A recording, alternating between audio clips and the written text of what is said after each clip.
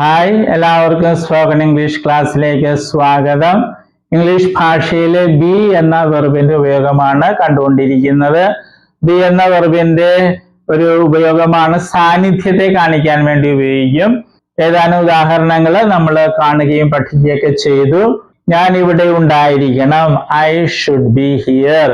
ഞാൻ ഇവിടെ ഉണ്ട്, ഐ ആം ഹിയർ. ഞാൻ ഇവിടെ ഉണ്ടായിരുന്നു, ഐ വാസ് ഹിയർ. ഞാൻ ഇവിടെ ഉണ്ടായിരിക്കും, ഐ വിൽ ബി ഹിയർ. ഞാൻ ഇവിടെ ഉണ്ടായിരിക്കും, ഐ വിൽ ബി ഹിയർ. ഇത്രയും വാചകങ്ങൾ കണ്ടു. അവയുടെ നെഗറ്റീവ് ചോദ്യം ഇതെല്ലാം കാണുകയുണ്ടായി. അതുപോലെ വി യു വരുമ്പോഴൊക്കെ ചിലതിലൊക്കെ വ്യത്യാസം വരും. അതെല്ലാം നമ്മൾ കണ്ടു. ഇന്ന് നമ്മൾ കാണുന്നത് മേ എന്ന വാക്ക് നേരത്തെ പഠിച്ചിട്ടുണ്ട്. സാധ്യതയെ കാണിക്കാൻ വേണ്ടി ഉപയോഗിക്കാവുന്ന ഒരു വാക്കാണ് മേ. ബിയുടെ മുന്നിൽ മേ എന്ന വാക്ക് വയ്ക്കുകയാണെങ്കിൽ സാധ്യത, ഉറപ്പില്ല. വിൽ ബി എന്ന് പറയുമ്പോൾ ഉണ്ടായിരിക്കും, ഞാൻ ഇവിടെ ഉണ്ടായിരിക്കും, I will be here. I may be here എന്ന് പറയുമ്പോൾ ഒരുപക്ഷെ ഞാൻ ഇവിടെ ഉണ്ടായിരിക്കും, അതാണ് അതിന്റെ അർത്ഥം. ഉറപ്പില്ല, ഞാൻ ഇവിടെ ഉണ്ടായേക്കും, അല്ലെങ്കിൽ ഞാൻ ഇവിടെ ഉണ്ടായിരിക്കാം. ഉണ്ടായിരിക്കുന്നല്ല, ഉണ്ടായിരിക്കാം. അതിന്റെ അർത്ഥം പിടികിട്ടിയോ? ഉറപ്പില്ല, ഐ മേ ബി ഹിയർ. ഒരുപക്ഷെ ഞാനിവിടെ ഉണ്ടായിരിക്കും. എന്റെ കൂട്ടുകാരൻ ചോദിക്കുകയാണ്, ഞാൻ നാളെ ഇവിടെ വരും, നീ ഇവിടെ ഉണ്ടായിരിക്കുമോ? Will you be here? അപ്പൊ ഞാൻ പറയുന്നതിന് കുറച്ച് പ്രോഗ്രാംസ് ഒക്കെ ഉണ്ട്, ഐ മേ ബി ഹിയർ. ഉറപ്പില്ല, ചിലപ്പോൾ ഉണ്ടായേക്കും. അതാണ് അതിന്റെ അർത്ഥം പിടികിട്ടിയാലും ഇപ്പൊ നിങ്ങൾ ബില്ല് ഉപയോഗിക്കുമ്പോഴേ ഉറപ്പോടെ പറയുകയാണ് ഐ വിൽ ബി ഹിയർ, ഞാൻ ഇവിടെ ഉണ്ടായിരിക്കും. മേ വയ്ക്കുമ്പോൾ നമുക്ക് ഉറപ്പില്ല, ആ വ്യത്യാസമുള്ളൂ. So I may be here, ഞാൻ ഇവിടെ ഉണ്ടായേക്കും. ഒരുപക്ഷെ ഞാൻ ഇവിടെ ഉണ്ടായിരിക്കും. അങ്ങനെ ഒരുപക്ഷെ എന്ന വാക്ക് വെച്ചാൽ ഈ സാധ്യതയാണ് കാണിക്കുന്നത്. മലയാളത്തിൽ നമ്മൾ അങ്ങനെ പറയുമ്പോൾ, അപ്പൊ അങ്ങനെ പറയുമ്പോൾ എന്ത് വെച്ചാൽ മതി, I may be here. Okay, തുടങ്ങാം നമുക്ക്. ഐ മേ ബി ഹിയർ, ഞാൻ ഇവിടെ ഉണ്ടായേക്കും. ഉണ്ടായിരിക്കാം, അല്ലെങ്കിൽ ഉണ്ടായേക്കും. ഉറപ്പില്ല, ഉണ്ടായിരിക്കും എന്നല്ല, ഉണ്ടായേക്കും. ഒരുപക്ഷെ ഞാൻ ഇവിടെ ഉണ്ടായിരിക്കും, അതാണ് അർത്ഥം. ഐ മേ ബി ദർ, ഞാൻ അവിടെ ഉണ്ടായേക്കും. I may be in the class room, ഞാൻ ക്ലാസ് റൂമിൽ ഉണ്ടായേക്കും. I may be in the house, ഞാൻ വീട്ടിൽ ഉണ്ടായേക്കും. നീ വീട്ടിൽ വരുമ്പോൾ ഞാൻ ഒരുപക്ഷെ വീട്ടിലുണ്ടായിരിക്കും. I may be there. Be അതുപോലെ തന്നെയാണ്. വി മേ ബി ഹിയർ, നമ്മൾ ഇവിടെ ഉണ്ടായേക്കും. വി മേ ബി ദർ, നമ്മൾ അവിടെ ഉണ്ടായേക്കും. We may be in the class room, നമ്മൾ ക്ലാസ് റൂമിൽ ഉണ്ടായേക്കും. We may be in the house, നമ്മൾ വീട്ടിൽ ഉണ്ടായേക്കും. ഇതിന്റെ അർത്ഥം മനസ്സിലാക്കിയാൽ നമ്മളൊരു വാചകം പറയുമ്പോൾ അത് അർത്ഥമില്ലാത്തതാണോ അല്ലയോ എന്ന് അറിയാൻ പറ്റും. Okay, you may be here, നീ ഇവിടെ ഉണ്ടായേക്കും. അധികം അർത്ഥം തോന്നുന്ന ഒരു വാചകമല്ല. അപ്പൊ അങ്ങനെയുള്ള വാചകങ്ങളൊക്കെ ഉപേക്ഷിച്ചേക്കണേ. ഹി വെച്ച് നോക്കാം. ഹി മേ ബി ഹിയർ, അവൻ ഇവിടെ ഉണ്ടായേക്കും. ഹി മേ ബി ദർ, അവൻ അവിടെ ഉണ്ടായേക്കും. He may be in the class room, അവൻ ക്ലാസ് റൂമിൽ ഉണ്ടായേക്കും. He may be in the house, അവൻ വീട്ടിൽ ഉണ്ടായേക്കും. ഷീ മേ ബി ഹിയർ, അവൾ ഇവിടെ ഉണ്ടായേക്കും. ഷീ മേ ബി ദർ, അവൾ അവിടെ ഉണ്ടായേക്കും. She may be in the class room, അവൾ ക്ലാസ് റൂമിൽ ഉണ്ടായേക്കും. She may be in the house, അവൾ വീട്ടിൽ ഉണ്ടായേക്കും.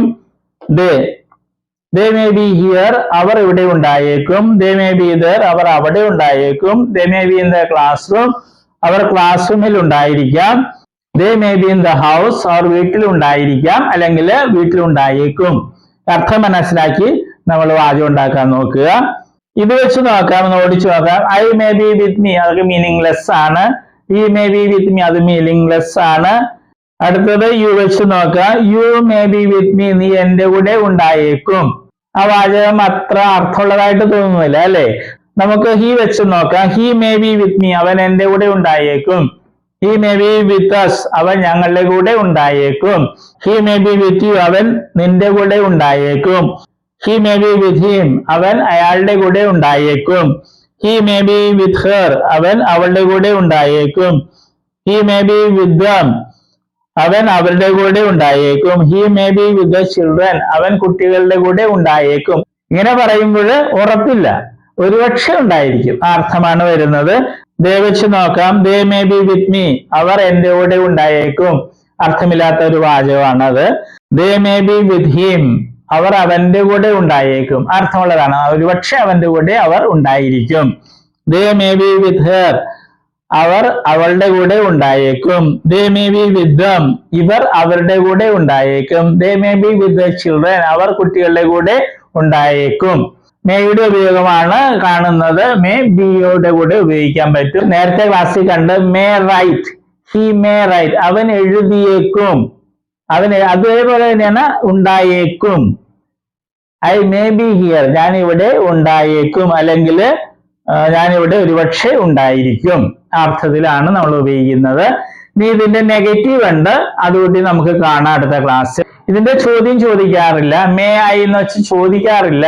ഉണ്ടായേക്കുമോ മലയാളത്തിൽ ചോദിക്കാം, പക്ഷെ ഇംഗ്ലീഷിൽ അങ്ങനെ ചോദിക്കില്ല. അതിന് പകരം എന്ത് ചെയ്യുള്ളൂ, വില്ല് വെച്ച് ചോദിക്കുള്ളൂ. Will I be here or will you be here.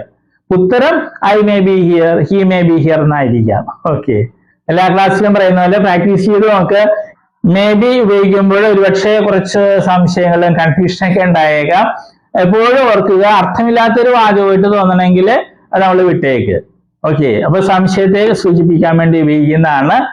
അത് മനസ്സിലാക്കിയാൽ എളുപ്പമാണ്. ഇനി വെർബിന്റെ ലിസ്റ്റ് ഉണ്ട്. എല്ലാ ദിവസവും കുറച്ച് വെർബ്സ് പഠിക്കുന്ന പുതിയ വാക്കുകൾ. All the best. നമ്മൾ വെർബുകളാണ് കാണുന്നത്. വെർബ്സ് എന്ന് പറയുന്നത് ക്രിയകൾ അല്ലെ, വരിക, പോവുക എന്നൊക്കെ പറയുന്നതാണ് വെർബ് അല്ലെ ക്രിയകള്. അപ്പൊ വെർബിന് അല്ലെ ക്രിയക്ക് ധാരാളം രൂപങ്ങളുണ്ട്. ഉദാഹരണമായിട്ട് മലയാളത്തില് എഴുതുക എന്ന ക്രിയ അല്ലെങ്കിൽ വെർബ് എടുക്കുക, അങ്ങനെ ഒത്തിരി രൂപങ്ങൾ. എഴുതുക, എഴുതും, എഴുതുകയാണ്, എഴുതിയിട്ടുണ്ടായിരുന്നു, എഴുതുവാൻ, എഴുതുമായിരുന്നു, എഴുതണമായിരുന്നു, അങ്ങനെയൊക്കെ ധാരാളം രൂപങ്ങൾ മലയാളത്തിലുണ്ട്. അതുപോലെ ഇംഗ്ലീഷിലും ഉണ്ട്, ധാരാളം ഫോംസ് രൂപങ്ങളുണ്ട്. അതിൽ 4 എണ്ണമാണ് ഇംഗ്ലീഷിലെ ഏറ്റവും പ്രധാനപ്പെട്ട രൂപങ്ങൾ. അതേതൊക്കെയാണ്? ഫോം എന്ന് വെച്ചാൽ രൂപം. Base form, present form, past form, past participle form. ഈ 4 രൂപങ്ങളാണ് ഏറ്റവും പ്രധാനപ്പെട്ടത്. കാരണം ഇംഗ്ലീഷില് എല്ലാ ടെൻസ് എന്ന് പറയുന്നത് അത് മറ്റൊക്കെ ഉണ്ടാക്കുന്നത് ഈ 4 എണ്ണത്തില് ഏതെങ്കിലുമൊക്കെ ഉപയോഗിച്ചാണ് ടെൻസും മറ്റും ഉണ്ടാക്കുന്നത്. അപ്പൊ ഈ 4 എണ്ണം അറിഞ്ഞിരിക്കണം, എങ്കിലേ ഇംഗ്ലീഷ് സംസാരിക്കാനും എഴുതാനൊക്കെ സാധിക്കുകയുള്ളൂ. നമ്മൾ ഉദാഹരണമായിട്ട് നമ്മൾ ബേസ് ഫോം അല്ലെ, ഉദാഹരണമായിട്ട് റൈറ്റ് എന്ന വെർബ് എടുക്കുന്നു. അതിന്റെ അർത്ഥം എന്താണ്? എഴുതുക. പ്രസന്റ് ഫോമില് റൈറ്റ് ഉണ്ട്, റൈറ്റ്സും ഉണ്ട്. ഇത് പ്ലൂറൽ ആണ്, ഇത് സിംഗുലർ ആണ്. ഇതിന്റെ അർത്ഥം എന്താണ്? എഴുതാറുണ്ട് അല്ലെങ്കിൽ എഴുതുന്നു. ഇത് രണ്ടുപേരെ അർത്ഥം മലയാളത്തില്. പല കുട്ടികളും പ്രസന്റ് ഫോമിൽ ചോദിക്കുമ്പോൾ അവര് എഴുതുക എന്ന് പറയും. അത് തെറ്റാണ്.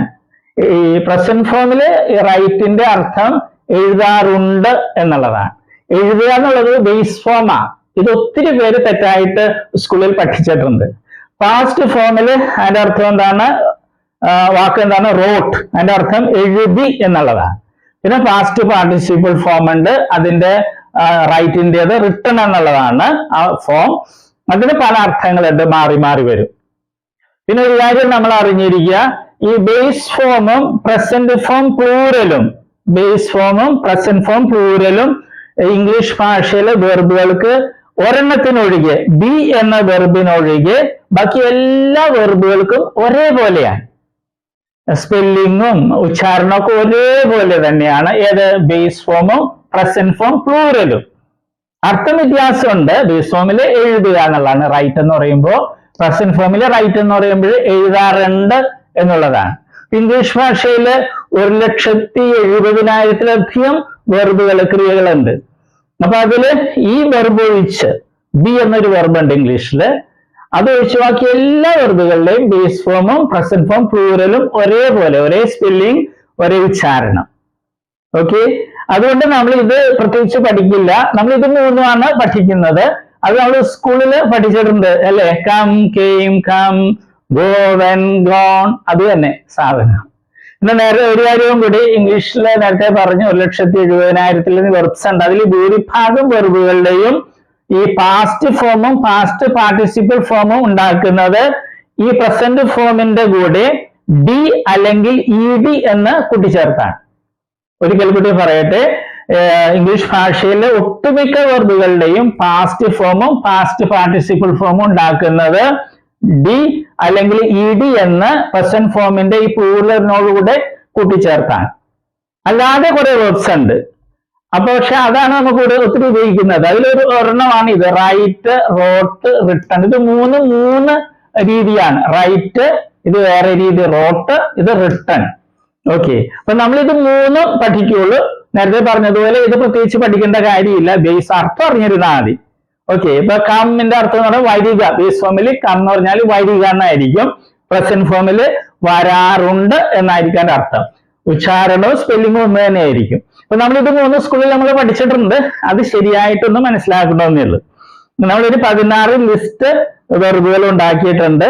ഏറ്റവും കൂടുതൽ ഉപയോഗിക്കുന്ന വെർബ്സ് ആണ് ഇടിയും ചേർത്തതും ഉണ്ട്, പിന്നെ പ്രത്യേകതയുള്ള വെർബ്സും ഉണ്ട്.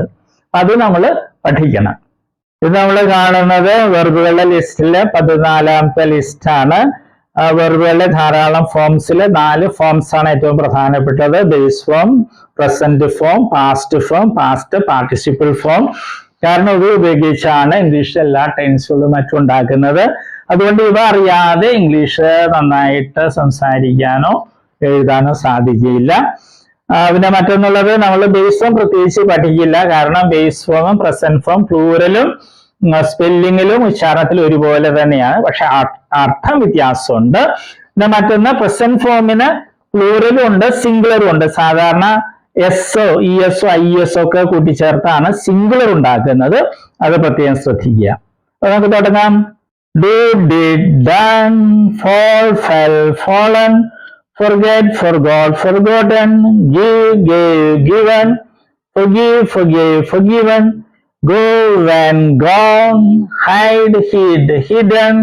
ഈ വെർബുകളുടെ പ്രത്യേകത എന്താണ്? ഈ 7 വെർബുകളും 3 രീതിയിലാണ്. പ്രസന്റ് ഫോമിൽ നിന്ന് വ്യത്യാസമാണ് പാസ്റ്റ് ഫോം, പാസ്റ്റ് ഫോമിൽ നിന്ന് വ്യത്യാസമാണ് പാസ്റ്റ് പാർട്ടിസിപ്പിൾ ഫോം. ഇതിനുള്ള വെർബുകളൊക്കെ നമ്മൾ പ്രസന്റ് ഫോം പ്ലൂറലിന്റെ കൂടെ ഡി എന്നോ ഇ ഡി എന്നോ കൂട്ടിച്ചേർത്താണ് പാസ്റ്റ് ഫോമും പാസ്റ്റ് പാർട്ടിസിപ്പിൾ ഫോമും ഉണ്ടാക്കുന്നത്. നമുക്ക് തുടങ്ങാം.